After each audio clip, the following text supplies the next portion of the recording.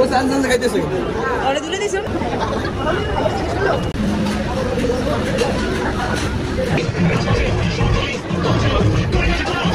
আসসালামু আলাইকুম, ঈদ মোবারক। কেমন আছেন সবাই? আশা করি সবাই অনেক ভালো আছেন। আলহামদুলিল্লাহ, আমি অনেক ভালো আছি। ঈদ কেমন কাটতেছে সবার? আমার কিন্তু ঈদ কাটতেছে ঘুমিয়ে ঘুমিয়ে, কারণ পুরো রমজান মাসটাই ব্যবসা প্রতিষ্ঠানে সময় দিয়েছি, রাত জাগা হয়েছে অনেক, এই জন্য ঘুম হয়নি ওভাবে ভালো করে।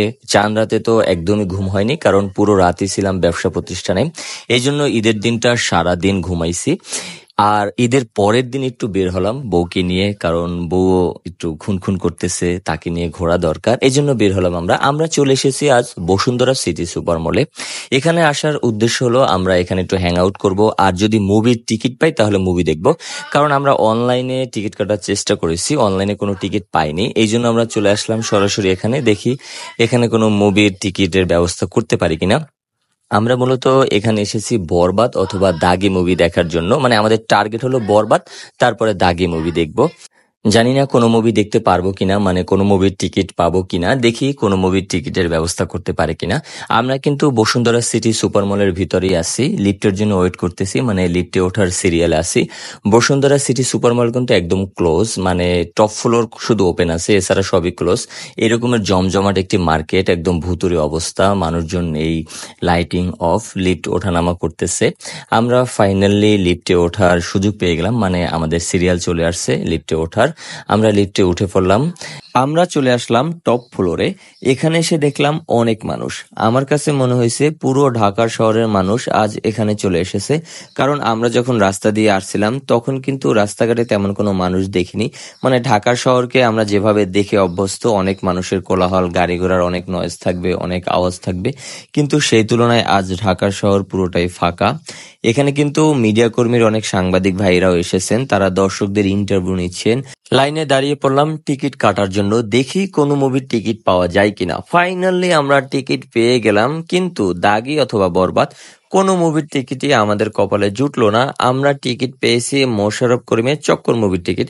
তারপরে শুক্র আলহামদুলিল্লাহ আমরা যে টিকিটটা পাইলাম ফাইনালি, কারণ এখানে অনেক মানুষ। আমি বুঝেছিলাম সবকিছুর হাউসফুল, মানে সবকিছুর টিকিট বুকিং হয়ে গেছে, আমরা কোনো টিকিট পাবো না, যেহেতু আমরা অনলাইনে আগের টিকিট বুকিং করে আসিনি। ফাইনালি আমরা চক্কর মুভির টিকিট পাইলাম।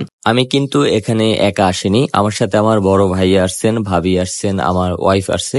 আমার ভাতিজিরা আসেনি, কারণ ওরা এত মানুষের গ্যাঞ্জাম সহ্য করতে পারবে না, এই জন্য ওদেরকে বাসায় রেখে আসছি ওর নানির কাছে। আমরা ফাইনালি সিনেমা হলে ঢুকতেছি। আমাদের সিনেমা শো শুরু হওয়ার কথা ছিল সন্ধ্যা 7:30টায়, কিন্তু সেই শো শুরু হলো 8টার দিকে। জানি না কেন আধা ঘন্টা লেটে শুরু হলো। ফাইনালি সিনেমা শুরু হচ্ছে। জাতীয় সঙ্গীতের সময় কিন্তু আমরা সবাই উঠে দাঁড়িয়েছি, মানে সিনেমা হলে যারা ছিল সবাই উঠে দাঁড়িয়েছি।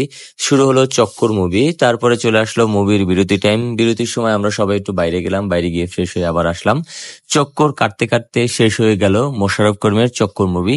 মুভিটা ভালোই লাগছে, থ্রিলার মুভি ছিল, একটা খুনকে কেন্দ্র করে পুরো মুভির কাহিনীটা সাজানো হয়েছে। তবে একটা জিনিস আমার কাছে খুবই খারাপ লাগছে, সেটা হলো বাংলা মুভিতে এত গালাগালি কেন? আজ যদি এখানে আমি আমার ভাতিজিদেরকে নিয়ে আসতাম, তাহলে কিন্তু ওরা এই গালাগালিটা হুবহুব কপি করে ফেলতো, এবং পরবর্তীতে ওরা আমাদের সাথেই বলতো, কারণ বাচ্চারা যেটা শুনে সেটাই কপি করে ফেলে। এই জন্য আমি সাজেস্ট করব, আপনারা যদি এই মুভিটা দেখেন তাহলে অবশ্যই অবশ্যই বাচ্চাদেরকে এই মুভিটা দেখাবেন না, কারণ তাহলে কিন্তু ওরা এগুলো খুব সহজেই শিখে ফেলবে এবং আপনাদেরকে সেটা শোনাবে। যাই হোক, আমরা পরবর্তীতে চলে আসলাম কোকো ক্যাফেতে। এখানে এসে রাতের খাবার অর্ডার করলাম, কারণ রাতে তো রান্না বান্না হয়নি বাসায় কিছু, রাতে কি খাবো এই জন্য এখানে খাবার অর্ডার করলাম। আর খাবার আসতে আসতে তো একটু টাইম লাগবে, এই জন্য টাইমটাকে পাস করতে আমি অর্ডার করলাম ক্যাপাচিনো। খাবার চলে আসলো, খাবার পার্সেল নিয়ে নিলাম, এখন আমরা চলে যাচ্ছি বাসায়।